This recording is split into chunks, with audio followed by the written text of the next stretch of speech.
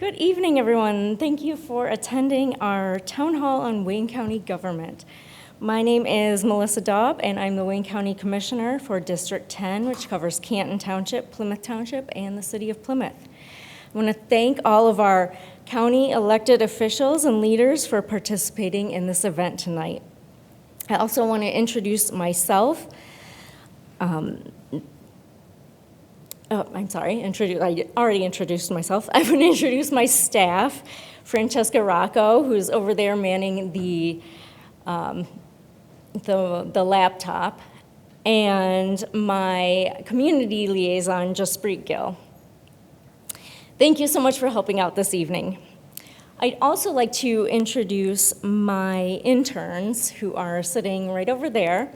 Daub Gill, who is a Canton High School junior.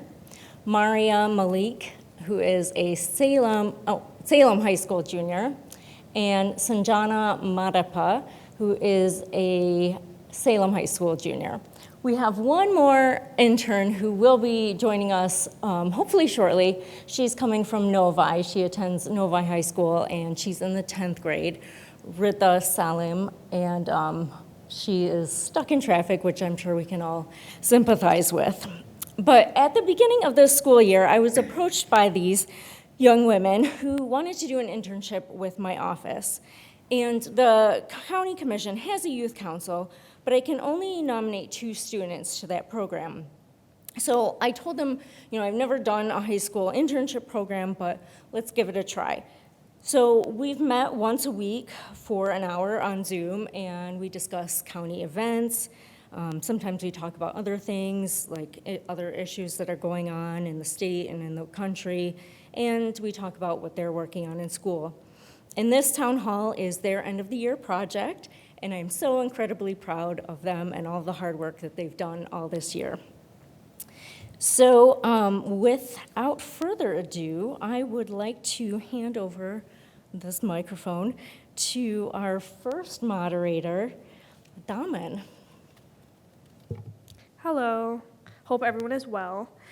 So I'm going to be introducing Commissioner Alicia Bell. So the Wayne County Commission is the legislative branch of county government. Its chief role is to approve the county's annual budget and to enact ordinances and adopt resolutions.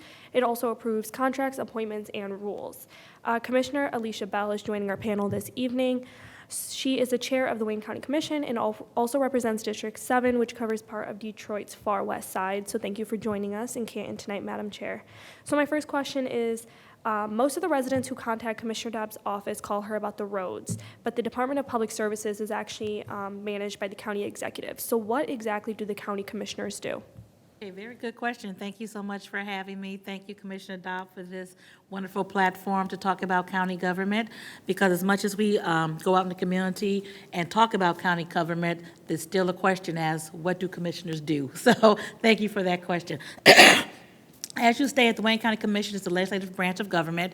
And for those of you who don't know, 40 years ago is when our current legislative branch was established. The voters of Wayne County voted in 1981 to have a executive branch and a legislative branch of county government. There's 15 county commissioners, work all throughout the county, about 122,000 each. And what we do is that we approve contracts, we make laws, and those laws are called ordinances, and we do our $1.5 billion budget. So as far as what we do in relates to roads, any contract that the county engages in, where it is to salt during the winter time, if it's to pave during the summertime, all of those contracts are vetted at the Wayne County Commission level and voted upon before they're enacted. So as I like to say easily, the county executive proposes, the county commission disposes. So we dispose of all of those issues by way of voting. We vote in committee, and then those things have final disposition at our full board meeting, which is twice a month. Very cool.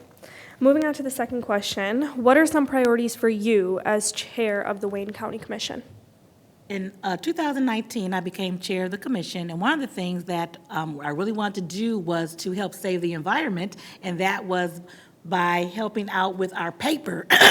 We had stacks and stacks of paper that we would have for our meetings, and that was, of course, not good for the environment. So we enacted going paperless, and that was something I'm very proud of that we did at the beginning of my term, to make sure that all commissioners had laptops or devices where we can get our information on those devices, as opposed to carrying around and printing the tons and tons of paper that we had done all the way up to that point. So that was a great initiative. As was mentioned earlier, we have a Wayne County Youth Council, and that was an excellent initiative that was brought to us by one of our colleagues, Monique Baker McCormick, and that is an excellent opportunity for our young people to understand what county government is and how to get involved in county government, as you all are doing here out in Canton. And then last year, we had a Women's Commission that we established, which is very important. As many of you know, through the pandemic, women really had an issue with child care, elder care, all of the things that women have to go through. So we wanted to have a specific commission for those women to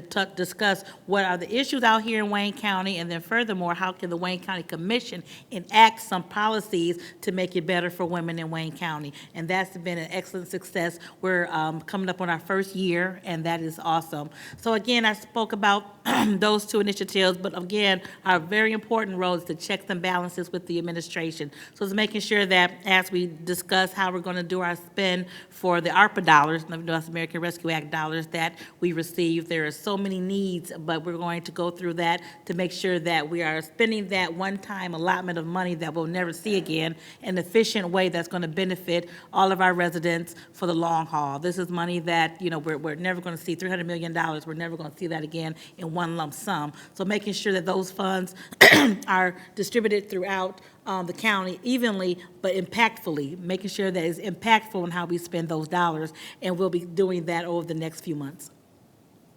Love the diversity of the initiatives. Thank you. On to your third and last question. Redistricting changed a lot of state and federal legislators' districts for the upcoming election. How are the county commissioners' districts drawn, and did they change at all this year? Oh, absolutely. Our districts change every 10 years, and they are, no, right here at the prosecutor is one of the persons who who does that. The prosecutor, the treasurer, and the clerk, they are our elections commission, and they look at the maps and make sure that they're drawn as evenly as possible. To make sure they're drawn as evenly as possible throughout the county. So they did change, and they changed based on population shifts. So the eastern part of the county lost population, the western side of the county gained population. So the maps are drawn to make that distribution equally based on the population shifts, based upon the census that is done every 10 years. So yes, they did change, and the election commission, the prosecutors, the treasurer, and the clerk are the three individuals who do that every 10 years. Thank you. Thank you, Madam Chair, and thank you, Daman. I did want to make a comment on the paper initiative.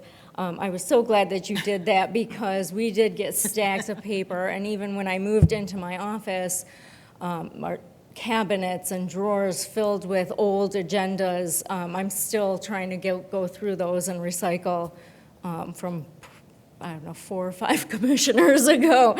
So thank you for doing that. And also on the Women's Commission, I am a member of that, and we've been in existence for 1 year now. We're doing great things and really excited for our second year. So when I was doing my opening remarks, I missed a couple things that I wanted to say, and I put together the slideshow earlier today and just totally forgot what I wanted to say. But Francesca, if you would skip back a couple slides, I did want to just remind everyone that I always try and do to the public, right there. If you want to report a pothole or any other road hazard, 188 Road Crew, that is the number to call. And then we also have an app, Wayne County Connect app. You can download it to your phone, and you can, if you don't want to talk to a person, which I don't a lot of times, so it's just really easy to report a pothole on that app as well. So, okay, moving on. Next, I wanted to recognize my intern who made it here from Novi, Rida Salim. Thank you. So glad that you made it. So next on the agenda, we have Sanjana, who will be asking Janelle Allen a few questions about the executive's office. Sanjana? Commonly known as the Wayne County Executive, the Chief Executive Officer is designated in the county charter as the head of the executive branch of county government, vested with the executive and administrative power of the county, controlling county operations and functions. The county executive submits a proposed budget for all county government to the Wayne County Commission for its deliberation and approval each year. Likewise, the county executive submits contracts to the commission for approval, along with certain appointments. County Executive Warren Evans was unable to be here with us this evening, and Janelle Adams is here on his behalf. Janelle currently serves as a Chief Operating Officer for Wayne County Executive Warren C. Evans. In this role, Janelle oversees several operating and administrative departments, including the Health, Human, and Veteran Services Department, which includes the county's health department. In this role, Janelle has led the county's response to the COVID-19 pandemic, including overseeing testing, vaccinations, and internal protocols. Thank you for joining our panel tonight, Ms. Allen. Thank you. For the first question, could you explain the county executive's role in the Wayne County government structure? Thank you for that opening, and it is a pleasure to be here in Mr. Evans' stead. And so to get to it, what do we do at the executive branch? As Commission Chair Bell said, that we're referred to as the administration, and we have the opportunity to work with all of the other electeds, and I personally have the privilege of working with pretty much everyone here very closely, especially during the pandemic. But every 4 years by charter, the county executive has to submit what is called a reorganization plan, and that is a plan that lays out how the executive plans to structure the executive branch. That lays out the departments as well as the divisions and the functions of each department and division. We currently have 10 executive departments, many of which are actually required and mandated by the charter. Those departments include the Corporation Counsel Department, which is our legal department, our law department, and the Corporation Counsel serves as the general counsel for the county. We also have an Economic Development Department, which includes our community development programs, as well as an Economic Development Division and Community Development. It also includes our Capital Building and Infrastructure, which oversees all of the facilities and buildings in the county. In that area, we also have with our Land Bank and other community-based programs. Our Health, Human, and Veteran Services Department, which is commonly known as the Health Department, I like to say encompasses the circle of life. We have programs there from prenatal in our Public Health Division, all the way to our Medical Examiner's Office, which you know is the morgue and where we service the deaths. But in those divisions, we also include what are called clinical services. The executive branch actually provides medical services for inmates in the jail. That division also oversees federally qualified health clinics, which work in conjunction with our health department. They also oversee what's called our Adult Community Corrections Program. We also have a division called Juvenile and Youth Services, which provides just a full circle, a complement for juveniles and youth, including operation of the Juvenile Detention Facility, which is a detention facility for youth. That division also oversees a variety of programs for youth, starting with our First Contact, youth assistance programs, for youth who may be on the fringes, if you will, of entering into the juvenile justice system, and we're trying to keep them out of there, for those who have been offenders and are actually a part of the juvenile justice system, including programs for residential placements. We also have our Veteran Services Division in that department, which is exactly what it says. It's for our veterans in the county. We receive millage dollars to actually provide services, a wide range of services, including financial support for veterans who have served during wartime. We also have recently been able to secure state grant dollars to also help us assist our veterans who have served during non-war times or peace times. And as I said, we also have our medical examiner and also a division called Access to Care, which actually administers a program for health insurance called Health Choice for small businesses. And I know that our commission chair serves on that, I believe, as the chair of even the Health Choice Board. We also have the Homeland Security and Emergency Management Department, the Indigent Defense Services Department, which provides and oversees the program now for legal counsel for criminal indigent defendants. We also oversee the Technology Department, the Management and Budget, which is our Finance Department. And in our Finance Department, as you can imagine, we do lead the development of a comprehensive budget every year. That is one of the charter mandated functions of the county executive office, but that is done in close conjunction with every other elected office and elected official. We actually start by developing the budget with coordination with the treasurer to come up with revenue projections, and then each elected office and executive department submit their budget requests. And ultimately, the budget gets presented to the county commission, which must approve the overall budget. We are pleased to report that while when Mr. Evans was first elected, we came in when there was, as you all know, a huge deficit, and the county was actually on the brink of bankruptcy. Over the last 7 years, we've been able to have balanced budgets and even recently surpluses. Right now, we have a surplus of about $150 million.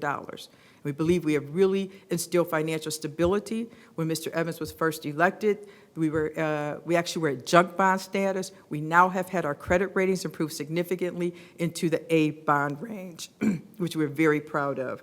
And that is for us to be able to provide the highest level of services for our residents. We also oversee the Personnel and Human Resources Department, the Public Services Department, which has been mentioned, which includes roads, bridges, also environmental services, equipment and vehicles, and the park system in the Wayne County system. And then finally, but not least, we have our Senior Services Department, which actually administers and oversees the Meals on Wheels program for county residents. So as you see that we do have the responsibilities for a number of the direct services, but we do a lot of what we do in conjunction and coordination with all of the other elected officials. Thank you so much.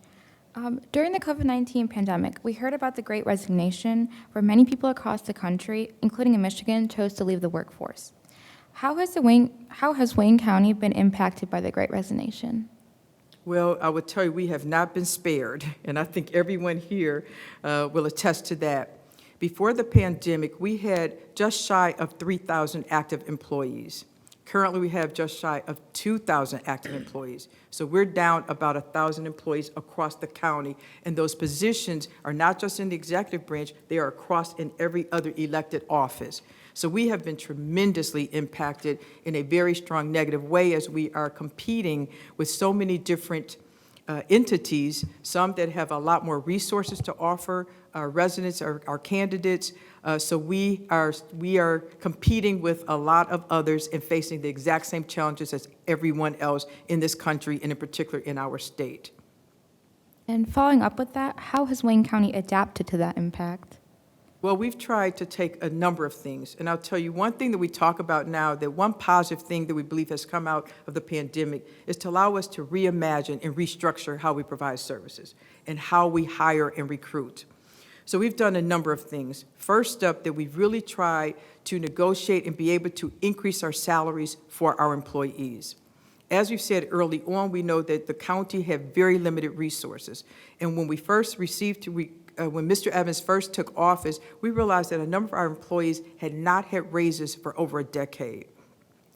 We have not only provided cost of living raises, recently we've been able to negotiate just higher entry level and even existing salaries for our existing employees.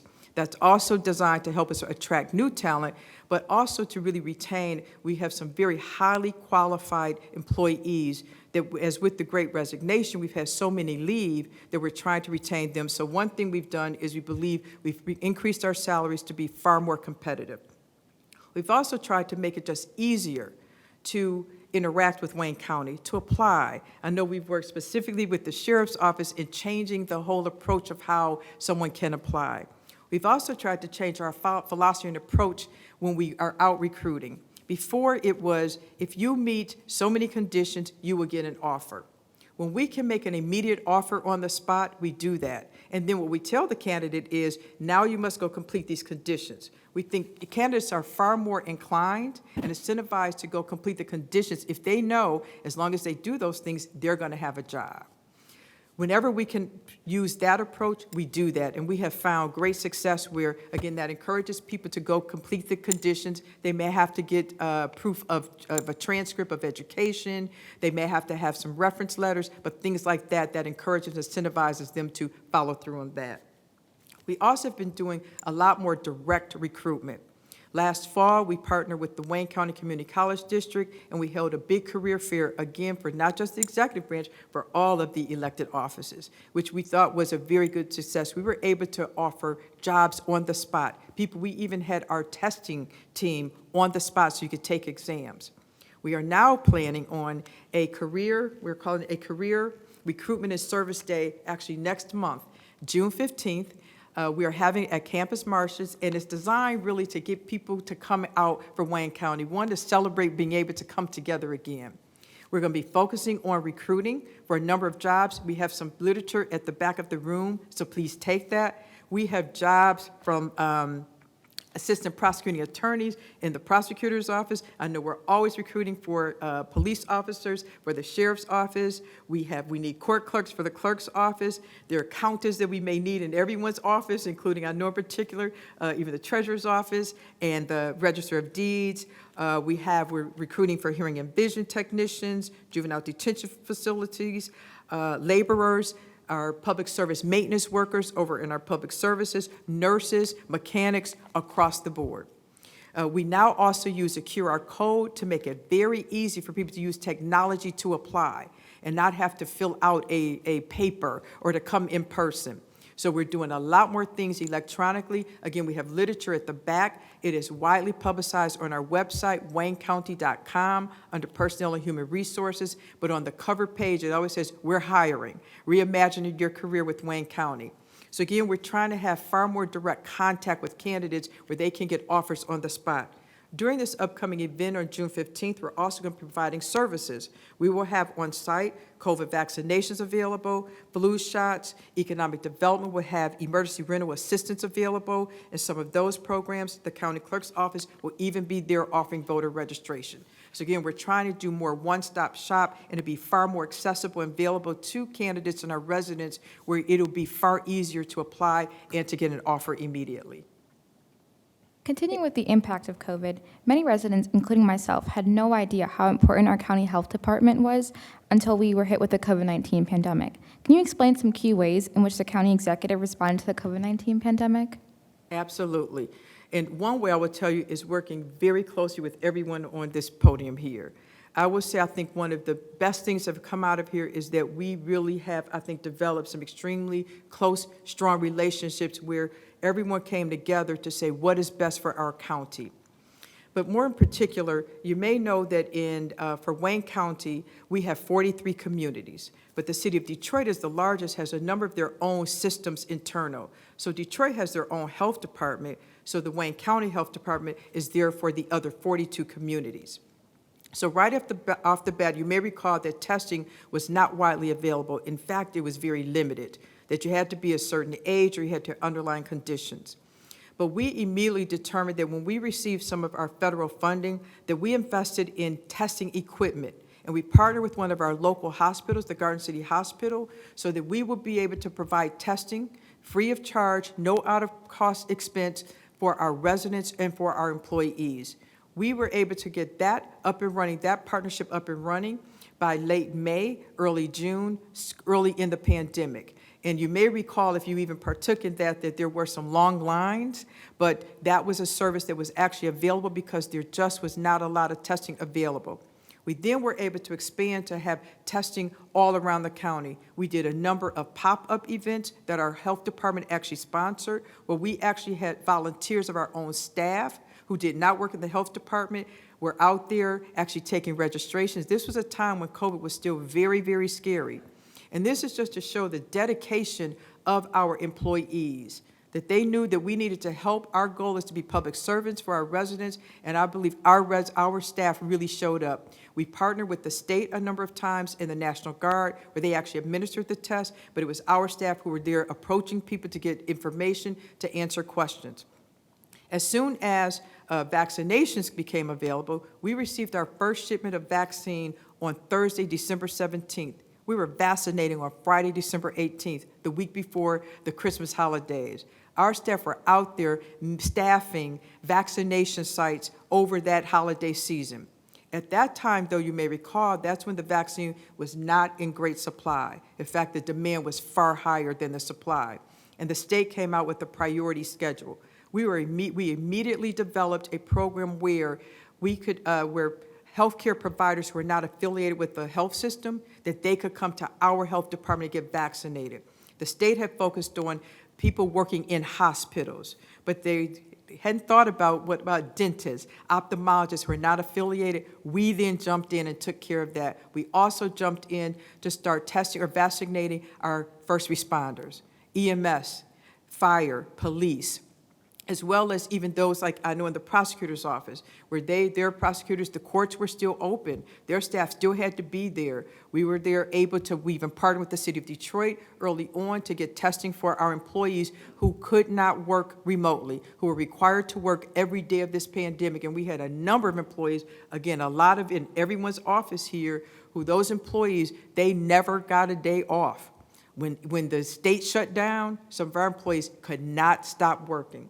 A number of employees were able to work remotely, but they were not being exposed in the environment. A number of our staff were out there on the front lines every day of this pandemic. When vaccinations, as I said, became available, we were out there with our priority groups. When the governor announced that she wanted to make sure that schools were going to reopen in March of 2021, we then prioritized getting all of our educators. We had over 20,000 educators, and this is anyone who worked in a school building who could be vaccinated. We were able to get all of those who wanted to be vaccinated by mid-February. And that was because our staff came together. We were hosting vaccine clinics across the board. We were going nonstop, even on weekends. We were able to set up vaccination clinics across the county. We started Schoolcraft College, then Wayne Community College in Taylor, and then at several other campuses. We've also been involved with working with our nursing homes early on and providing testing, again, when testing was very limited. We've also, we're making personal protection equipment available for our staff and our residents, masks, gloves, gowns, again, for those who had to be out there in the public domain. We established a wide network of the vaccination sites across the county. Then when the vaccine became more available, we also had food assistance programs. In the summer of 2020 and 2021, we hosted food banks across the county every weekend across the county where people were able to get fresh vegetables, fruits, and dairy products. Every weekend we were doing that. We also work closely with our small businesses, restaurants, and other service providers. We had a program where those who are on the front line were able to get a $500 gift card. We also were offering $20,000 grants for eligible small businesses. So in a nutshell, we were out there trying to be there and available for all of our businesses and our residents to help us all come together to work through this pandemic. And I will say that I personally have had the opportunity to work with everyone on this podium tonight. And I will say that I am so proud to have been a public servant in Wayne County during this emergency. I have never seen this many elected officials and public servants come together, and the only common goal that anyone had was serving our constituents in Wayne County. So I want to say thank you to all of my colleagues here. That has been a tremendous pleasure working through one of the most challenging times, I think, in most of, if not the most challenging time I know in my career and others' careers. So I am so proud of Wayne County and our public officials during the most trying time, I think, of most of our careers. I definitely agree with you, Janelle. I really had no idea how important a county's health department is until the pandemic began. And like you said, so many of us who did not work in the health department, had nothing to do with that, we stepped up, we volunteered, I was working in the volunteer health clinics, or the vaccination clinics, many of you were, and there are many county health, or county employees with us here tonight that were doing the same. Our Canton supervisor, Anne-Marie Graham-Hudak, is here, and we had a pop-up clinic over at the summit, and we all were there volunteering, and it was, it was just really important work, and we had to do it to, keep people safe, keep people alive, so thank you for that. This is one of the most difficult times I've entered this of my career, but it was also one of the most honorable and proud that it has been a tremendous pleasure to work with everyone on this podium and their staff. I'll say this also, that we were able to go seamlessly from pandemic to work. Nothing stopped. We didn't skip a beat on our service to our residents, and it was great that we were all able just to, make that pivot and then keep working and making sure that all of our residents were served, even during the pandemic. I have had a couple embarrassing moments on Zoom here and there, but we got the work done, right? So now I'd like to hand it over to Maria, who is going to ask a few questions of our Register of Deeds, Bernard Youngblood. Maria? I hope everybody's doing well tonight. And to begin, I was going to give a little bit of an introduction on what the Register of Deeds is. So the Register of Deeds is the official recording officer for all legal papers and instruments pertaining to the transfer and encumbrances of all land and properties within the county. Nearly 500,000 documents are recorded each year by the Wayne County Register of Deeds. Welcome to Canton, Mr. Youngblood, and thank you for participating in our panel. Can you explain what the Wayne County Mortgage and Deed Fraud Unit handles? Well, thank you very much for that introduction, and Commissioner, thank you for inviting me. It's an honor to be here at this beautiful facility you have here in Canton. I see the police department and the fire department is here, and I see our police chief in Canton is here with us. I appreciate your attendance and the attendance of all our constituents here. So thank you very much. Beautiful facility.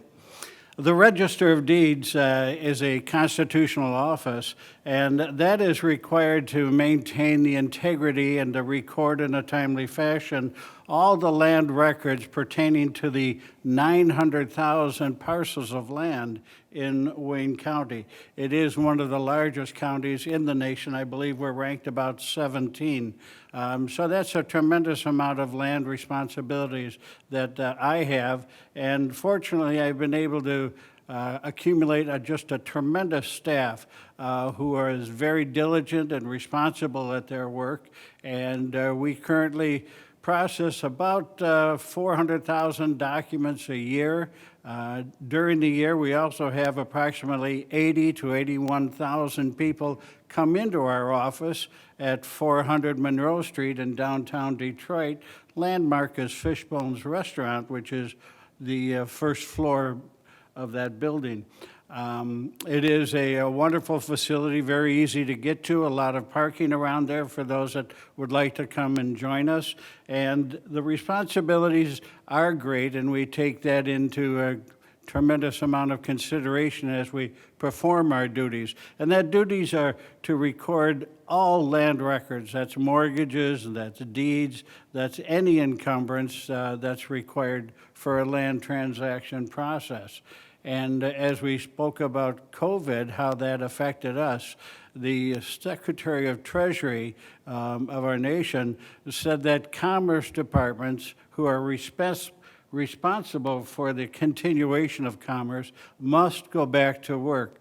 So our staff came in and we worked during the pandemic. I believe we had maybe a week off until he made that statement because we were essential to the commerce of the nation, because lending facilities did not shut down and people continued to buy homes, mortgages were signed up, commercial establishments needed our business, and they needed to record and research our documents.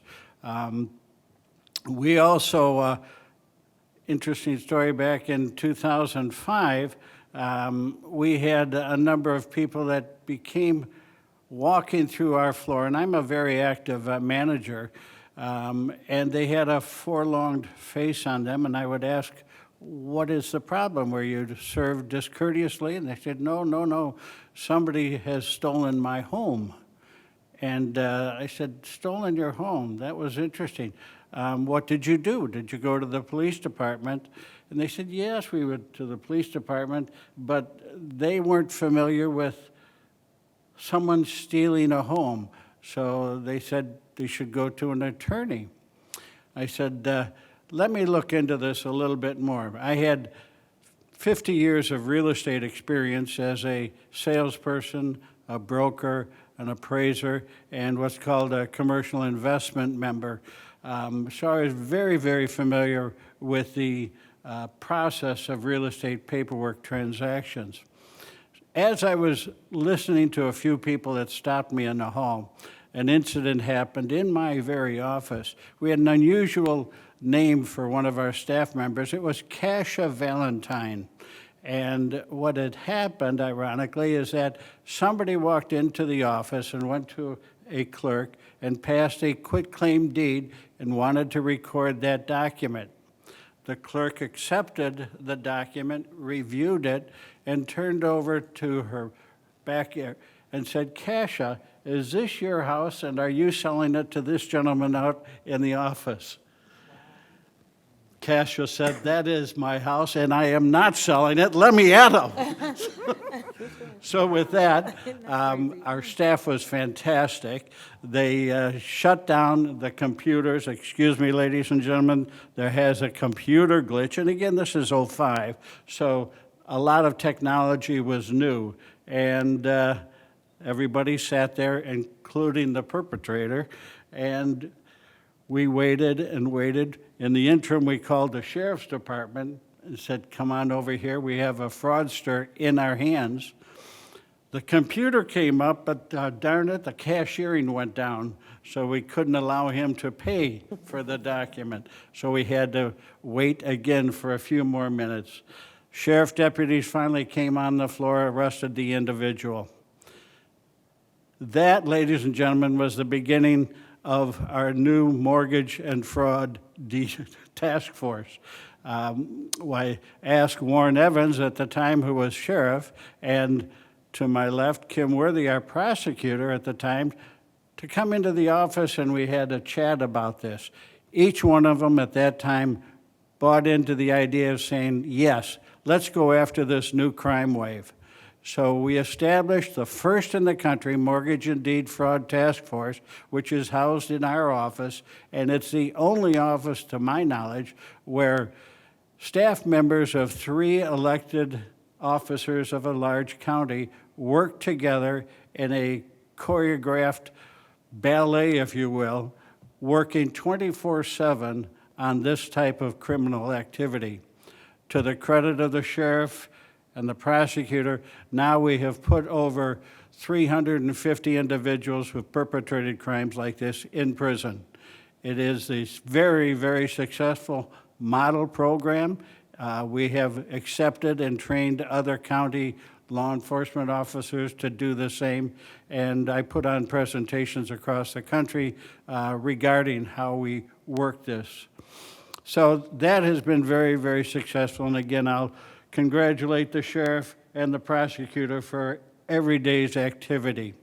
In the back, I have one of the brochures that refers to the different staffing and the different departments of our office, and it also refers to a hotline, 24/7, that is answered regarding the protection of your property, and the hotline is 313-224-5869, but I offer a brochure in the back. You can pick that up and share with your neighbors and friends.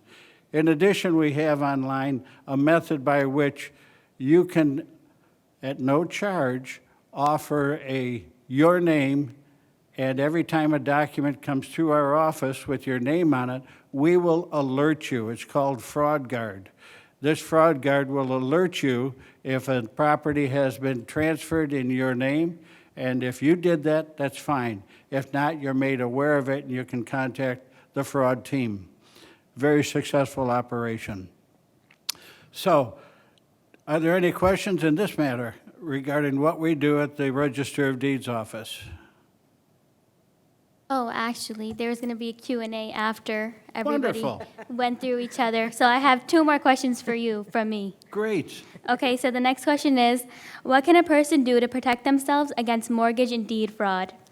Well, against mortgage and deed fraud, first of all, let me suggest that they go to the Fraud Guard at my office, which they can go online at WayneCountyLandRecords.com and sign up for that at no charge. And secondly, if they are going out of town for a long period of time or any investment property, they should probably make sure that someone is cutting the lawn of the property, taking the mail, taking the newspapers off the porch, always making it look like somebody is there, the property is not vacant. Those would be the best programs. How did the COVID-19 pandemic affect your department? Were any permanent changes made as a result? Thank you for that question as well. Good things that come out of this, actually. We have a staff of about 20 employees who index the documents as they come through our office. That means that after it's recorded, they index the name, the grantor, grantee, address, legal description, using screens, and they don't interact with the individuals themselves. So we were fortunate enough to allow these individuals to work from home. Now, we tried to do this about 4 years prior to the pandemic, and for a variety of reasons, it just did not work. With the pandemic, in about 2 days, we were told everybody, for their health and safety and welfare, must go who can. We were provided through our DOIT program, our IT department, enough computers, laptop computers, and different monitors that these individuals went home and their production increased. It was marvelous. They saved on parking downtown. They saved on care service for their children. They saved on costume dressing, if you want, for their office attire. It was just a great, great outcome of the pandemic as we saw production increase, and these individuals, I believe, will stay home for the long future as we see it. Thank you. Thank you, Mr. Youngblood. I remember when I first took office, I took a tour of your office and learned about the mortgage and deed fraud unit, and I was fascinated because I had no idea that someone could steal my home. And I remember seeing in your office there was a poster or something on the wall, and it was all of the homes that you had saved or the criminals that you had caught. And I think it's just a fabulous service that you're doing for the residents of Wayne County. Thank you. The fraud team at the office has a large poster there where they put a pin into the area where the property created a case. So that's what you witnessed. It was and kind of that's like something terrific. you see on TV. Very active team. And we also have a fraud vehicle out and about the county. Perhaps you've seen that with the names of the sheriff and the prosecutor and myself on it. And we're out there protecting your property rights. So before I forget, I do want to mention, some of you have mentioned, there are materials in the back for everyone. So when we're finished, please take everything and anything you want. There's lots of useful information there. And also, I want to recognize a few local elected officials that are here.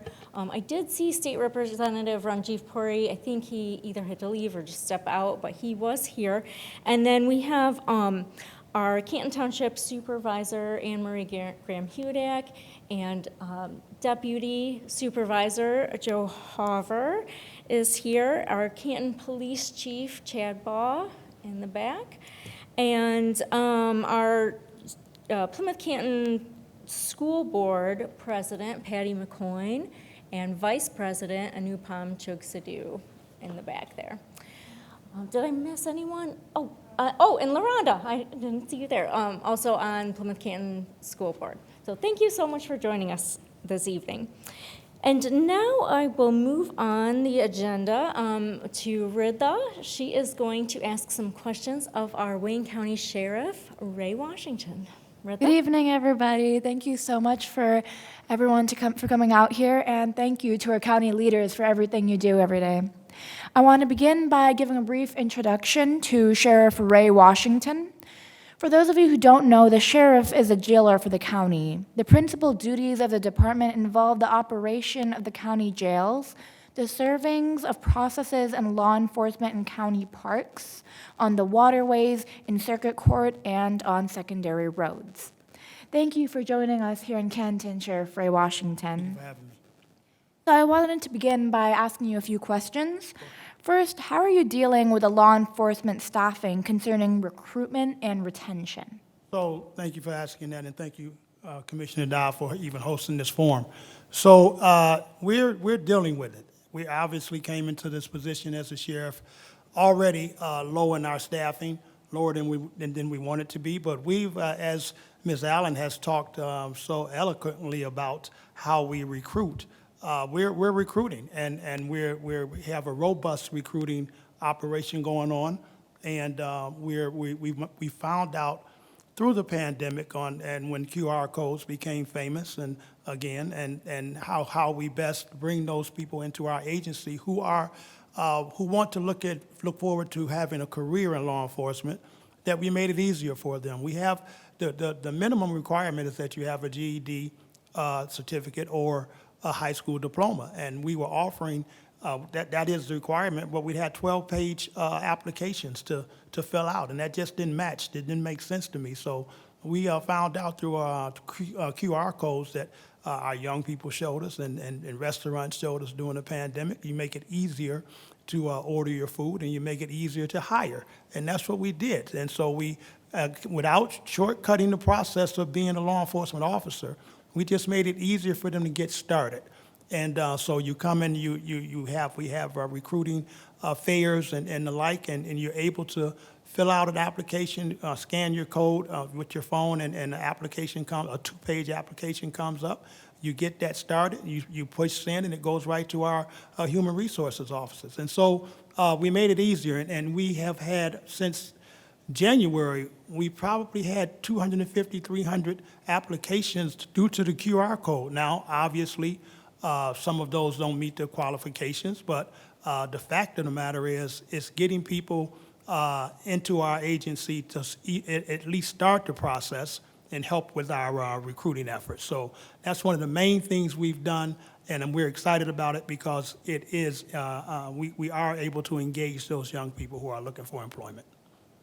Thank you. It's great to see how you're tackling these problems of recruitment and making it easier for people to apply. Yes, ma'am. So for our next question, so we see that Wayne County has been building a new jail. Yes. I'd like to discuss how that will help enhance morale with our deputies and inmate population. Yes, so I'm glad you asked that because we are building a new jail, largely in part thank you to County Exec Warren Evans and those that are helping to get us out of these old jails and into a state-of-the-art jail, one jail versus trying to operate 3 jails. And we're doing that. We're getting it done, and we're so excited about it because it's going to increase the morale of our staffing and even our inmate population.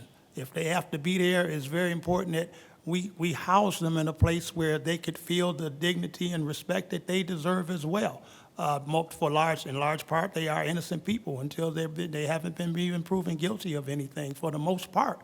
And I think it's important that we treat them that way and that we boost the morale of our staffing population. And we know that it's going to happen because that's the complaint we get from our staff, that they're burnt out, that they'd rather be in a place that's going to be conducive to helping them have the morale and the energy that they want. And so that's going to happen, and we're excited about it. So it's going to be very, very nice. We don't want it to be very nice that our inmate population want to stay. We want them to move on.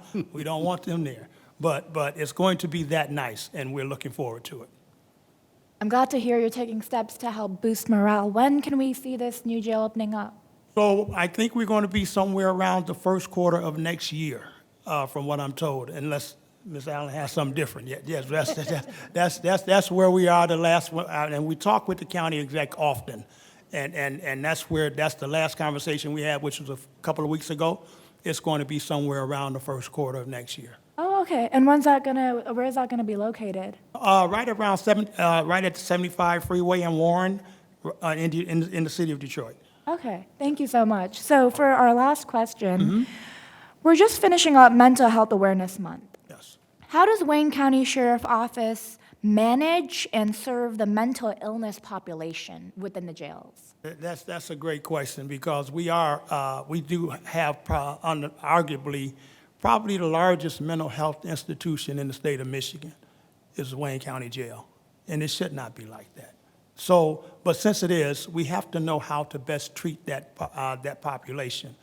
And the best thing we can do for them, because we do have psychiatrists and doctors and those that are in our jails to help treat them as well. But what we do as the Wayne County Sheriff's Office and our deputies is that we make sure that they know how to treat that condition as it relates to oftentimes when because of their condition, that they act out in some kind of way. And we have to know how to do that safely, how to de-escalate and how to control that situation safely. So we send our officers to training, crisis intervention training, so that they know best how to serve that condition. And it's important that we do that. And it's working because the ones that working on that floor, and we try to keep the deputies, we try to keep them there so they can gain some familiarity with the inmates. If they see them often, even though they're dealing with a condition, they become used to the same person. And we send them to that training. And the training works. It's a great training through DWIN, Detroit Wayne Integrated Health Network, those that are training us, and we look forward to even getting our entire staff trained. So it's very important. Having come from a family that we had to take care of a mental illness aunt of ours, we never institutionalized her. We kept her in our families for years, and if we had known what we know now, we could have best served her better. So it's very personal to me that we have to make sure that we have the training that we need to deal with the condition that those that they're suffering with, the mental health consumers. Thank you so much. I'm really glad that this mental health issue of inmates is being addressed. Yes. And thank you so much for all the work you're doing. Thank you so much. Madam Commissioner, can I interject for 1 second? Yes, yes. And I want to thank the sheriff for the great response on that mental health piece, because as you stated, our jails should not be our mental health institutions. Back in 2015, the Wayne County Commission initiated the Stepping Up Initiative, which is a national initiative to divert people out of our jails and into proper care facilities throughout the country. And because of that, I'm happy to say that working with the Third Circuit Court and the Probate Court, the Commission, the Sheriff's Office, we now have a unit of behavioral health at the Probate Court to make sure that those individuals who need proper care are getting that proper care, and they're not at the jail, because we all agree that the jail is not where someone with substance abuse or mental health should be located. And I'm happy that I found that information and brought it to Wayne County back in 2015 from our National Association of Counties Conference, which myself and Commissioner Daub are very involved in that organization. It's a national organization that governs counties across the country. So I just want to commend the Sheriff's Office, what they're doing, but it's been wonderful getting that program to here in Wayne County, and it's beneficial. And we're also collaborating with the Wayne State Center for Behavioral Health and Justice as well. So we're finding anybody that we any entity that we can collaborate with to help us serve that population. That's what we're doing. So thank you, Madam Chair, as well. Exactly. And I remember when I first became a commissioner, I toured the 2 jails in Detroit, Divisions 1 and 2. Yes. And I mean, Yes. the oldest one, I think, was built in the 1920s. Yeah, it's 100 years old. Yeah, So, and I mean, I can't imagine working there every Yes. day. The morale, I think, the new jail, and like you said, we don't want it to be, a happy, comfortable place for the Yes. inmates. That's not what it's supposed to Yes. be for. Right. But just it's for the safety and the well-being for the Absolutely. corrections officers. It's just going to make a world of difference. So we're looking forward to that. Thank you. So thank you. Next, we're going to go back to Sanjana, who was going to ask Gregory Mahar from Clerk Kathy Garrett's office a few questions. Sanjana? First of all, I want to thank Mr. Mahar for being here and taking his time out of the day during this incredibly stressful time at the clerk's office. So the county clerk is responsible for administering federal, state, and county elections conducted in Wayne County. The Wayne County clerk, among many other constitutional and statutorily mandated functions, serves as the keeper of records for the county. Clerk Kathy Garrett could not be with us tonight. Her director of elections, Mr. Gregory Mahar, is attending on her behalf. Mr. Mahar has been with the Wayne County Clerk's office since 2006 and has been director of elections since 2018. Thank you for being a part of our discussion, Mr. Mahar. So first question. There's been a lot in the news lately about election security. Can you talk briefly about how Wayne County ensures safe and secure elections? Sure. We've worked closely, especially in 2020, with the Sheriff's Office The election in 2020 was far different than, as we all know, than previous elections. Every election, the side that doesn't come out on top, you know, there'll be some dialogue with the office, with theories and conspiracy theories. But 2020, the most recent was 2016. We had a lot of animosity and conspiracy theories that, you know, something was wrong with the election or whatnot. 2020 kind of mirrored that rhetoric, but what was different with 2020 was the personal attacks and threats on election officials, including the county clerk and the county board of canvassers. Sheriff Napoleon at the time had to have 25 sheriffs protect the canvass board and their assistants for the full 2 weeks of the canvass.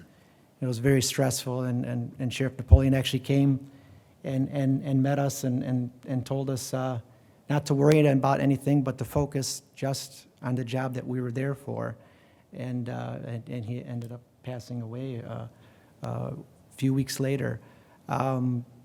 There's a variety of things that we do. We're a member of a few federal information sharing agencies, MI-ISAC, EI-ISAC, the Centers of Internet Security, that share information and really give us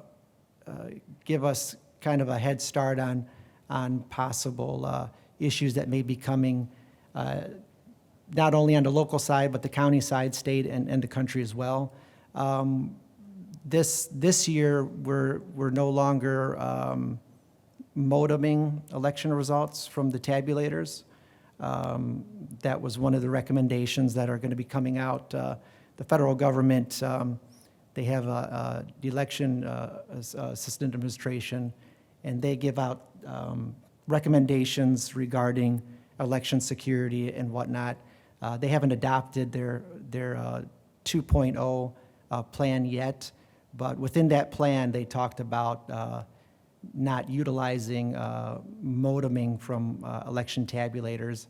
So Clerk Garrett took the initiative and decided, you know, instead of waiting till the plan is implemented, we're going to be proactive and no longer use modems, just to kind of ease people's minds.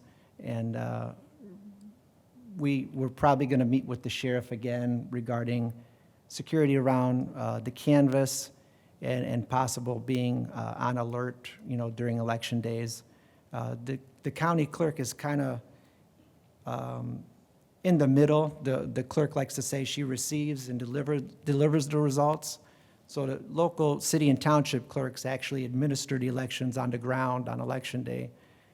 The clerk receives the unofficial results as well as the poll books, and then the county clerk delivers them the following day to the Board of Canvassers, which is a separate entity made up of 2 Republicans and 2 Democrats, and they are the ones that go through it. So we're kind of like a way station, but we do take security very seriously.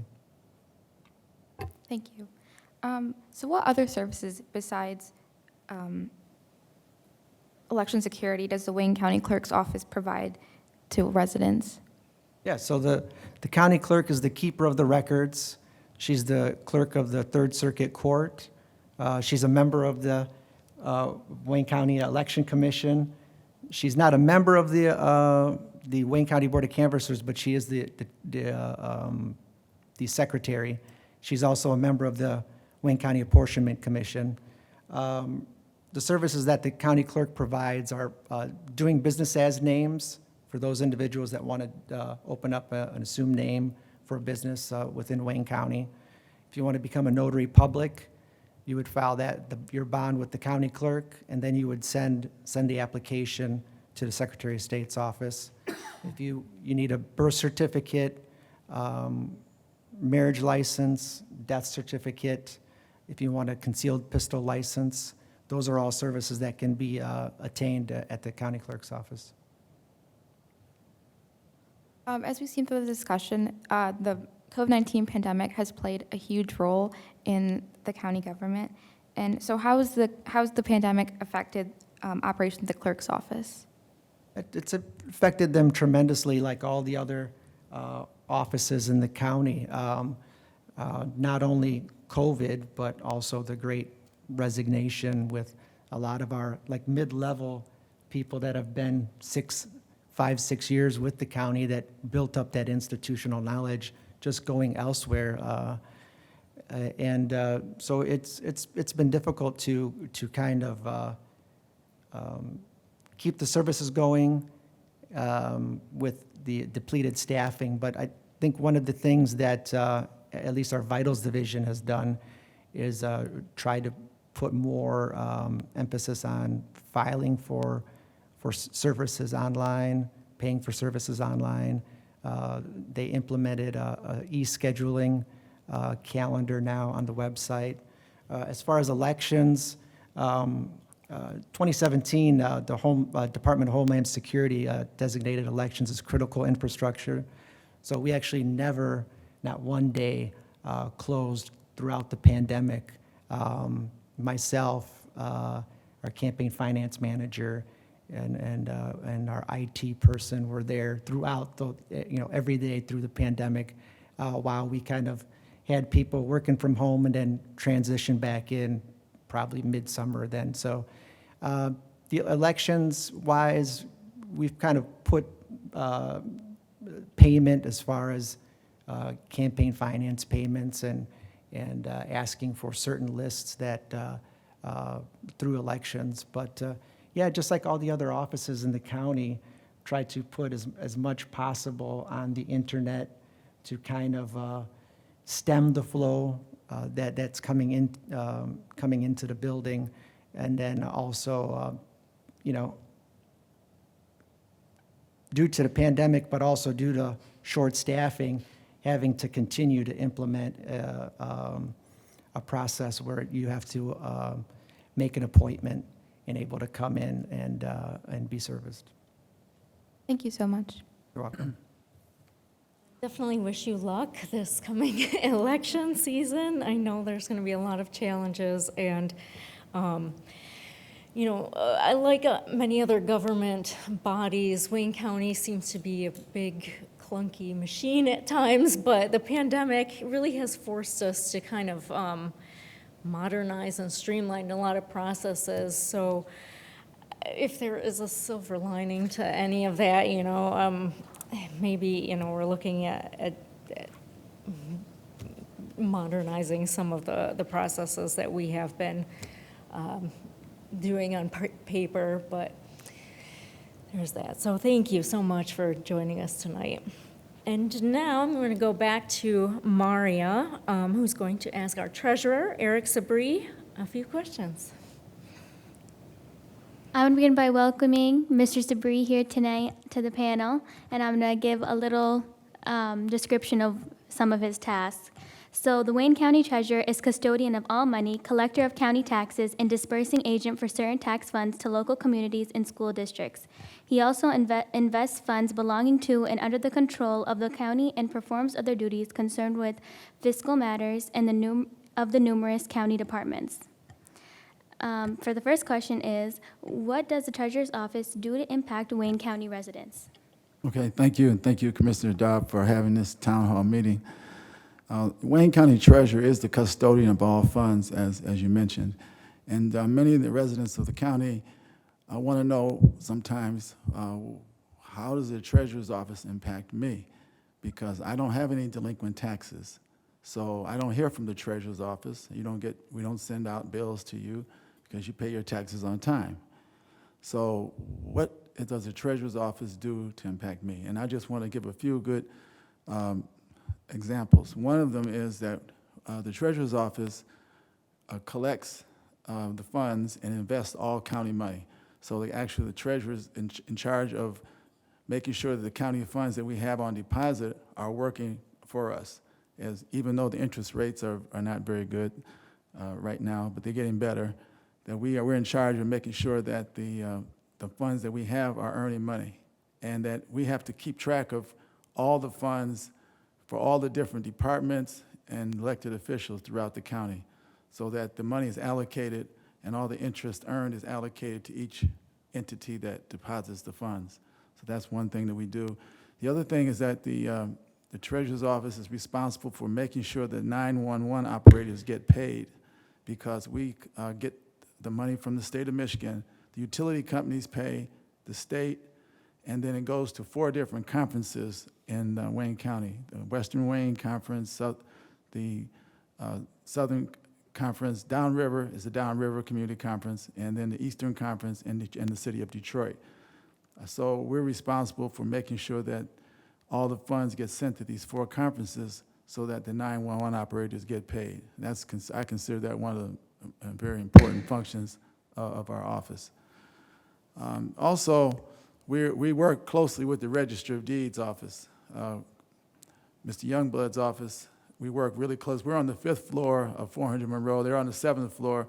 So when people want to warranty deeds recorded, they have to get the deeds certified to see that the taxes are paid. And so we get a lot of activity in our office. When someone's going to record a warranty deed, they have to go in, they have to come to the Treasurer's Office and get the deed certified so that Mr. Youngblood's employees know that the taxes have been paid. Unlike when you have a quitclaim deed, when people just, quitclaim deed, they get what the person has. They just say, here's what I have. I'm not warranting anything. You know, it could be a water bill, could be a delinquent taxes attached to the property. So when you do that, Mr. Youngblood's staff doesn't care if it's certified or not. But if you get a warranty deed, you have to certify the deed. So we spend a lot of time doing deed certification. And the last thing I want to mention that I think is of importance to all the residents is that we have a delinquent tax revolving fund, and it's unique to Michigan. And this revolving fund works this way. The communities, local communities, collect current taxes. When the tax bills come out on July 1st for the summer taxes and in December for the winter taxes, the local communities collect these taxes. If they don't collect the taxes, on March 1st of the subsequent year, all those uncollected debt gets sent to the Wayne County Treasurer. So this year, for instance, we're just getting ready to borrow for the Delinquent Tax Revolving Fund $140 million, approximately $140 million. This is the total amount of delinquent taxes that were transferred to us. And what we do, we borrow the money and we distribute it to all the communities as though they collected 100% of their taxes. You get in advance. And then our job is to collect the debt, and we, of course, get paid for doing that. We get a percentage, a 4% collection fee for doing that. And if, in fact, we don't collect the debt, and this includes selling the properties in the auction if they get foreclosed, if we don't collect this money, we back charge these communities for what we don't collect. And so it's really to the community's advantage, to collect the current taxes and do the best they can to keep them from coming over to our office. Thank you for your answer. What programs does the Wayne County Treasurer's Office have to help taxpayers who are struggling to pay property taxes and save their property? Okay, thank you for that question. I want to introduce 2 people from my staff who are here, Beverly Hilton and Dennis Davidson. They're in the outreach. Beverly is the director of outreach. Dennis works with Beverly, and the outreach that we do is really unprecedented in anywhere in the country. We spend a lot of time and money reaching out to individuals who are behind on their taxes. If you are behind 3 years of your property taxes, you can get foreclosed. So the first year of delinquency is just called delinquent. The second year it goes into forfeiture, and the third year is foreclosure. So we start off every year. This time, every year, June 1st, we send notices out every year. Last year, we started off with about 40,000 individuals who were risking foreclosure. So we get this number down this year. I mean, we have foreclosures for 4,200 properties this year. It's a lot of properties still. but we had no foreclosures in 2020 due to COVID-19. And in 2021, we also went to court, and the judge said that no occupied properties would be foreclosed. So we had about 2,000 properties, 2,800, I think it was, foreclosed in 2021, just vacant properties and lots. So what we do, we offer payment plans to residents, property owners. If you live in the home, you only have to pay 6% interest a year on the payment plans. And these are monthly payments that people can make to pay off their delinquent taxes. And also, if you live in the home, you have 5 years to pay it off and a lower payment and lower interest rate. If you're a landlord, business owner, then you have to pay 18% interest per year, which is very high, and you have to renew your payment plan every year. We also have exemptions, we have extensions rather, for people who are facing hardships. Could be illness, could be economic hardships, but there's a form that we use, and if their income is low and they're having hardships or they're ill, the statute allows us to give an extension for 1 year to someone who's struggling. This includes, we expanded that last year to include commercial hardships and hardships for landlords who had rental properties. Many of the landlords were not able to collect rent, so we expanded the hardship program to include non-owner occupants. So we're doing that. We also have every month, for the last 2 years, we started doing Ask the Treasurer Zoom meetings where people could call in into a Zoom, and we stay on for about 2 hours, sometimes longer. Beverly says 3. 3 hours answering questions and helping direct people. And we had a great group of people outside agencies and individuals who helped us doing these Zoom calls.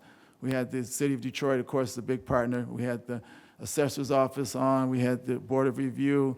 We had the Disability Network, and all of the different agencies that would come on, and they helped us tremendously because people had questions that we really didn't have the answer to. Someone was behind utilities or someone needed some other assistance.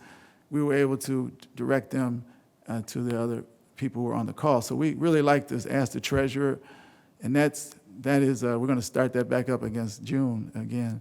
We stopped for 2 months because we didn't want to do it during the month where people are getting foreclosed. The deadline is March 31st, because once the deadline comes, and people don't pay, all they want to do now is figure out how to save their property, how to get it back. And that's what we do. We have tremendous outreach. We spend money on advertising and radio, TV. But I think this year we spent some money with our community groups, and that was really well spent. The help that we got from the agencies really got us in touch with the people, door knocking, text messaging, and mailings. Yes. Thank you. How has the pandemic impacted your office, and what have you done to deal with the various issues or problems? Excellent question. Again, the pandemic has affected us like everyone. I really want to compliment when Janelle Allen was talking about the health department. I want to compliment her and the executive's office for how they responded and helped us stay open. We had to close for 90 days to the public, but all of our staff had to continue working. So we had people working from home. We had to still do payroll. People needed to get paid. The vendors needed to get paid. We had to take in the mail. The mail was coming in. People were sending in checks. We had to process the mail. All that had to be done during the pandemic. So we had all the things we needed. We had all the wipes, the sanitizing, and the mask, all the things that we needed to function. It was really good. And I can tell you that Wayne County did a great job of making sure the employees had what we needed to function, so people weren't getting sick and making it worse than it already was. But we are really, the main thing that happened during the pandemic, we really flipped the way people pay their taxes. Before the pandemic, before March of 2020, about 70% of the people paid their taxes in person, in the office. And that's unbelievable now when I think about it, because now about 72% of people pay their taxes outside of the office. Not only outside the office, but through either kiosk. We have 100 kiosk locations throughout the county where people can pay. And the kiosk is critical because you can use cash. A lot of people still want to pay with cash, so you can go to the kiosk and pay in cash. And the online payments have taken over the number one way people pay. So about 72% of all of our money comes in through online payments or through the kiosk. Then we have another 5% that come over the phone, and I think it's about 8% through the mail. And then after that is in person. So it's really changed the way people pay. And we're so fortunate that that has happened because as our staff has been reduced almost proportionally to the county. I mean, we lost about a third of our employees through resignations, transfers. A lot of people moved on to other agencies where they could get paid more. And we had 15 cashiers in March of 2020, and now we have 7. So it's a blessing that the people are paying online. We're collecting just as much or more money than we did. We collect about $270 million a year in delinquent taxes. And usually the Treasurer's Office has a portfolio of about $800 million to $900 million that we have at any given time. But because of all the federal money that's come to the county, we have about $1.5 billion that's being invested, and it has to be spent. But the money that we collect is going well. We had to make adjustments of remote working, and I think that we've been just as productive with our staff. But some people have to come to work. The cashiers have to come to work. The people who work in the phone center have to come to work. We're working on trying to get them to work remotely too. And the accountants who keeping up with all the money, they have to come to work, dealing with the banks every day and so forth. So those are the main things that have happened, especially how we collect the money. Because we're trying to make sure that we get the money in, process it, account for it, and then invest it so that we can help the different agencies and different elected officials who need the money. Also, we work with management and budget, the county management and budget offices, to know when they actually will need this money, so we know how far to invest out. And that is, we've had better communication, I think, during the pandemic than we had even before. We've had very good communication on that. I think that's another example of the pandemic kind of forcing us to, streamline processes, and now you're going from in-person transactions to electronic transactions, and then also even with better communications between departments, we have these Zoom meetings now. It's just so much easier to have these electronic meetings rather than you coming to the Guardian building or to any other buildings within the county to meet, or different floors. And I think we all have much better communication now with. Before the pandemic, we had people used to get the revolving fund money in the check. Yeah. And now we just wire the money, Right. To all the communities. Yeah, And it's so easy. yeah. It's so much easier. Which is, it's kind of embarrassing because this technology has been in existence for many years, but with government, it takes a while for us to catch up sometimes. So, thank you so much, Treasurer. Is it my turn now? Yes, and last but certainly not least, Rita is going to ask our prosecutor, Kim Worthy, a few questions.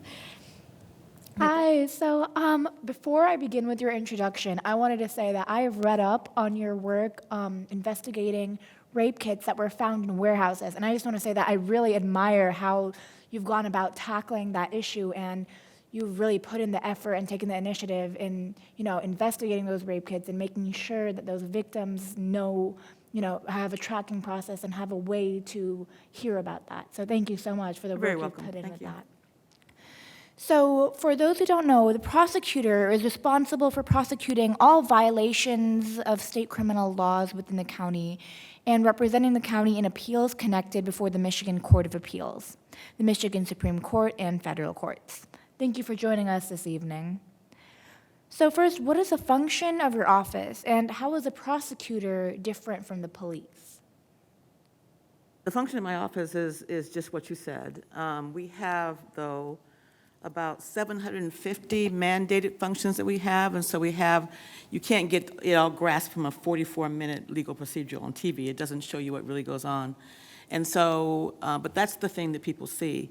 The most important function that I think that we do is that we're the gatekeeper to the criminal justice system. So a case doesn't get into the system unless we put it there. So someone could be imagined to be, like, you see stories on the media, you think people are guilty, you think that you're given all proper information, but about 50% of that information is incorrect. And so we are responsible for going through, sifting through, making sure that justice is done, making sure we allow cases in the system that belong in the system. So that means some people can think that someone is guilty of sin, but if we can't prove that case beyond a reasonable doubt in court, which is the legal standard, then we can't charge it. So to me, that's the most important function. And that means that you can't think someone's guilty, you can't wish someone's guilty, you can't think someone is not guilty. You have to go by the facts and evidence. And if we use that as a barometer, then we can't go wrong. It's not what the public thinks. It's not how many protesters are outside your office. It's not how many nasty phone calls and emails you get. It's about what you can show with the facts and the evidence, and that's what we charge. We can't charge based on anything else. And the minute that you do otherwise, as a prosecutor who with the sign of a pen can change someone's life forever, we have to be very careful. And we're not perfect, so that means sometimes things, when you issue charges, you'll find other evidence, you'll find that your witnesses aren't truthful, or you'll find something else that goes on. And sometimes you have to make sure that you act as soon as possible. So if you charge a case on a Monday and by Friday you find out that the case is not what you, and this does not happen very often at all. That means you move mountains to make sure that case gets out of the system as soon as possible. And so that's what we do. And so we are well overwhelmed right now, as you can imagine. As you know, Michigan has 83 counties. Wayne County is by far the largest. We do over 75% of all of the criminal cases in the state of Michigan. So you have 82 other counties, and we do more than those 82 counties put together. And that's what we're facing. And I'll just give you one example. Take the crime of domestic violence. If you have a fatal domestic violence case, a homicide, we used to get anywhere from 6 to 7 a year, and then we moved up to 12, and then we moved up to 24, and last year in 2021, we had 34 domestic violence homicides. And we are on track to have more than that in 2022 already. And if you look at the domestic violence cases that are non-fatal, we used to get about 6,000 to 8,000 across Wayne County. Then we went up to 9,000. And then for the last 2 years, we've had over 10,000 requests for warrants for domestic violence for non-fatal cases. And we're on track to exceed that this year. So that's just one crime that we do. That's not, carjackings and child abuse and elder abuse and homicide. That's one case, one class of crime, 10,000 a year, and we have 8 lawyers who do those 10,000 cases. So that's just an example of what we do. So again, it's the traditional stuff you may see in a legal procedural on TV, but the most important functions are not shown on TV shows. That's the casework that's done prior to that. Yeah, I see how the numbers keep going up. It's a huge caseload, and it's incredible how you manage all of that. So now moving on, we've talked about how the pandemic impacted the different departments. So how did the pandemic impact the Wayne County Prosecutor's Office? Well, unlike my colleagues here, I can't find much of a silver lining. I don't see anything good that happened and that we have really learned, quite frankly. Wayne County has always prided itself in getting a case through charging to trial and sentence in about 90 days. 90 to about 120 days, 180 days if you have forensic and DNA and things. So we are not used to, and we haven't been used to pre-pandemic, like LA, California, New York, are very used to having people in their jails for 2 years waiting for trials. We've never had that in Wayne County, ever. And so now we are facing, because of the pandemic and because of the closure of the courts, we are still doing cases from 2019. That's never happened before. 2019, 2020, 2021, and now going on half of 2022. My homicide prosecutors have 50 homicide cases apiece. They shouldn't even have 15 apiece. Defense attorneys complain, oh, we have a lot of cases. They may have 14. We have 50 cases. Our sexual assault prosecutors, 70 cases apiece. Child abuse, 30, 40 cases apiece. And domestic violence, over 1,000 apiece. And so, again, we're very, very overwhelmed and overworked. And people have the Great Resignation. We have left our office exponentially. I've lost a third of my staff. And we're talking about 180 lawyers. I've lost a third of them.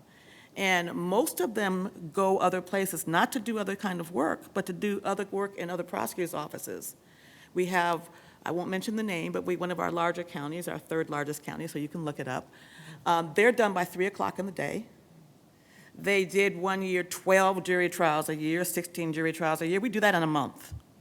And so they go there, they're offered more money, but unlike most of my colleagues across the state, all of the prosecutors across the state the electeds are having the same issue. And so we're very, very careful about getting people from other offices. But we have one county that's taken 15 of my lawyers in the last year or so, because they know when you come from Wayne County, you can try anything.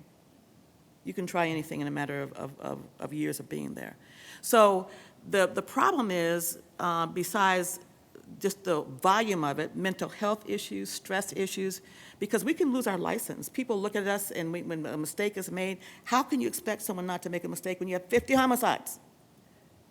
So again, we can't keep up with our victims the way we want to. Fortunately, we're working very closely with Warren Evans, who gets it. He was a law enforcement guy. He understands. And we've worked extremely well with the county trying to get things done. Not everything that we need by a long shot, but they listen, they understand, and they work their hardest to try to get us what we need. But it's an impossible situation because we just can't keep up. And so we're continually talking about how we can get more resources to the office that are desperately needed, because we have to get rid of that ratio. We need to get our homicide prosecutors down to 15 or 20 homicides apiece, our sexual assault down to a manageable level, where you feel like you're managing your cases and you're doing justice to the families who have lost a loved one. And so just a couple of things that we expected, and I'll just give you an example of something we didn't expect. We expected domestic violence and child abuse cases to go up during the pandemic. People, especially during the stay-at-home part, people are home. Women that have been battered are living with their batterers 24/7. They're not going to work. So at least they get some relief when people are at work where people weren't working. And so child abuse, children will report if they're being abused to teachers, to other relatives, but then when they're home and they're not in school, and when they're not in school, that wasn't happening. And so we knew that would go up. It took us a while for it to go up, but it did go up. And the other thing that we worked with the county and Chair Bell and the commission, what we didn't expect to happen are road rage incidents, drag racing, deaths, and I know the chief can identify too. And we all see it every day. Raise your hand if you haven't seen someone go through a light there's no one's going to raise their hand that's a driver. Go through a light, speed through a light, weave out of traffic in and out of telegraph, go 90 miles an hour down the freeways, and at the same time causing death and destruction. The drag racing with 3 unbelted children in your car under 5, they crash, the children are all dead, but the drag racer gets up and walks around. And so we've had so many of those. I was telling my executive assistant about one of the cases that happened near 8 Mile Road where 3 children under 5 were killed. And she said, Kim, you told me about that last week. I said, no, that's another one. It's another case where 3 children were unbelted and now they're dead. So those cases rose 150%. And so we had, not speeding and drunk driving at 0.08, but at 0.3, 0.2. We had one at 0.4. I don't know how they even were walking. And again, killing folks, and it's just amazing and I don't want to call them traffic accidents because that's not what they are. They're criminal traffic happenings is what they are. Very hard to put together, very hard to do, and again, it's hard to keep up. I contacted the sheriff's office earlier, I think it was last year, and gave him a printout of all of these incidents, drag racing and these auto deaths. We would need 20 more prosecutors just to prosecute those cases, and I have 2 people that do that. So, again, And so we don't want to make mistakes. We want to make sure that everybody we prosecute is guilty of what they are found guilty of. But again, when you're staffed like that because of the pandemic and because you have all these cases, we're thousands and thousands and thousands of cases behind because we can't get through the courts. So I don't have anything that I can't say like some of my colleagues, oh, there's a silver lining in all of this. I don't see it. It's gotten worse. But we're doing our best, and we're working with our partners who are helping us, and we've got to get to a place where you can operate and not have my prosecutors, especially my young ones, afraid to lose their license because they make a mistake, because people are coming after us. It doesn't stop people from coming after us and calling us out and all of that stuff, too. So it's very, very, very, very difficult right now for prosecutors across this nation. It's very hard. I can't even begin to tell you how difficult it is. I can't sugarcoat it. How are you dealing with all this, with this increase in all these cases, and then, the Great Resignation? How are you dealing with it? Well, one of the things we're doing is we're making plea offers that we would never make and I'd never imagined that we could make ever before. And so there's some innovative things that we've been doing that some have been publicized, some haven't. And so just doing things and trying to think of innovative ways. But we were already doing those innovations already. And so when I talk to some of my colleagues across the country, what we're doing, I said, we were doing that. I mean, we're doing mediation in the juvenile court. We have a juvenile mediation program where we don't charge. We bring in a mediator, and we bring in the victim. The victim has to agree to participate if your car is stolen or whatever, lower level crimes, of course. And so we do it that way. So there are a number of cases that we were already not getting into the system. So we've diverted over 25,000 people since I've been the elected prosecutor out of the criminal justice system. 25,000 that we have diverted out of the criminal justice system. And we were already doing that. And so a lot of things that people started doing during the pandemic, we were already doing. And so, mental health. We work with the sheriff on 2 prominent mental health programs now. We have 25 or 24 treatment courts in Wayne County. Homelessness, veterans, drugs, alcohol, and I'm leaving something out. I can't remember the last one there, but there's 24 of them. So we divert people that way. So we were already doing all of that, and people were getting treatment. So that's how it's affected us. Fortunately, in discussion with the county, like Janelle Allen was saying earlier, we have expanded our scope when we're looking for people to come and work here. I was just recruiting in southeastern Michigan, and now we're recruiting across the country through ZipRecruiter and Indeed, and I can't remember some of the other ones. And the county is footing that bill because you have to pay for that. I was telling somebody earlier, we got 91, she doesn't even know this, 91 applicants for a clerical job that we had. And we had never had that before, and we had to go through that, and it takes time, but still, that was amazing. Now, we're not getting that kind of return on prosecutors. I mean, not 90 prosecutors are not applying, but it is helping, and so we are hiring people now that aren't from the state of Michigan, that are from other areas of Michigan, and hiring retirees, and the county is working with us on that, because when we first came up with the idea, we said, how are we going to pay for it? We don't have it in our budget, and the county said, we'll pay for it. And it's a collective kind of global thing, because we're all hurting, and so it's helping everybody. So there's a number of things that we're doing, trying to beg people to come back that are retired, and there's a couple of other things that we're talking about with the county right now that we think will help too. So it's all about innovation, but it's hard to talk about innovation when you've always been innovative, and so, but we're trying, and it's difficult. It's difficult. We appreciate all your effort. Thank you so much. So for our last question, could you please discuss the Raise the Age legislation and explain how it impacted your office? Raise the age for people who may not know what it is Michigan's the age of majority for being an adult offender was 17. And raise the age legislation that had been around for a while, and I frankly was not opposed to it, although we tried to let the legislature know that there were unintended consequences, and we're trying to work that out now. The things that they didn't think of, that we tried to warn them about, frankly. I know I'm on Facebook, but that's true.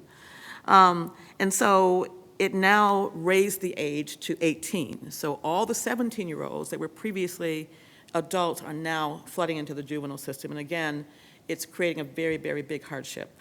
One of the things that the county did, I think, very well, and we did it early, we met as a county before, we let the county know what we saw as issues. We let them know how many cases from the adult system we think would go into the juvenile system. And it's not a situation where you can just shift people over, because the juvenile system is much more intensive. A case is never over in the juvenile system. I'm looking at you, but I should be looking at you. A case is never over in the juvenile system. And so it's flooding now, our juvenile system. And one thing that we did with the CEO's office and the courts is we collectively did what can only be described as a grant. Because the state, it was supposed to be paid for. That's why with this past a year ago, there was a year before it went into effect. We went into effect last October of 2021 because we were supposed to be funded to do it. And so I think that we haven't seen any money yet, but I think that worked out we worked collectively with the county to try to figure out how it's going to impact everything, and I think that worked well. And it was another collaboration that we worked on with the county. And so it's flooded that system. One of the things that wasn't contemplated by the legislature is that 17-year-olds drive. And so all of the auto offenses, the drunk drivings and the drag racings and everything else goes now into the juvenile system that is ill-equipped to handle it. And so that's something that's it's overwhelming. We asked for, I think, 5 additional prosecutors, and we did get the money. I hope I'm talking from the state. I'm not sure where it is and what's happening with that. And so they were the division that basically, one of my divisions that wasn't really hurting that much. They were hurting, but they were managing, and now they're being overwhelmed by all the 17-year-olds coming into the system. Because let's face it, the 17-year-olds were the ones that were committing the most crime. The older that they are, they commit the most, and they commit the more murders, the more carjackings, the more child abuse, the more armed robberies. The 17-year-olds were committing. So it's just put that into the system, and is very challenging. So. But we are trying to hang in there. I know it's going to get better. I'm an optimist, and I think we will come out on the other side, but we're going to have to, prosecutors are going to have the resource. The defense bar is much more well-funded than we are. And that may sound funny, but the defense doesn't see the cases that we don't issue. So, for example, the 10,000 domestic violence cases that Wayne County sees every year, we issue about half of those. So it's 5,000 cases in one crime class that the defense never sees. And those are the ones that turn into the homicides, so we have to be very, very careful. They don't see the homicides that we don't issue. They don't see the child abuse cases that we don't issue. They don't see any of the cases that we don't issue, just the ones that we do. And the most well-founded area in Wayne County are NDS. They do 25% of the cases. And they are much more well-funded than we are. But yet everybody looks at us when mistakes are made and says, well, why? Well, that's why. But then I should clarify that money doesn't come from the county, it comes from the state. So I'm an advocate of you heard of district attorney systems, and we're prosecutors here. District attorneys are funded by the state, and so it's very, very difficult to do the work that we're doing now. But it's good to have partners and people that listen and people that care, that are doing everything that they can to help. And I know that and this includes the commission as well. I go to the commission regularly and I present to them because when I come and ask for money, for my budget, I want them to I don't want them to be the first time that they've heard it. And so I come and I present on child abuse and on domestic violence and on IT and on homicide. This is what it takes. This is what we have to do behind the scenes to put a homicide case together. It's not what you're going to see on TV. We have 3,000 pages of Facebook records we have to go through, or social media. And so it helps them. I did human trafficking recently. The Chair Bell was on the call.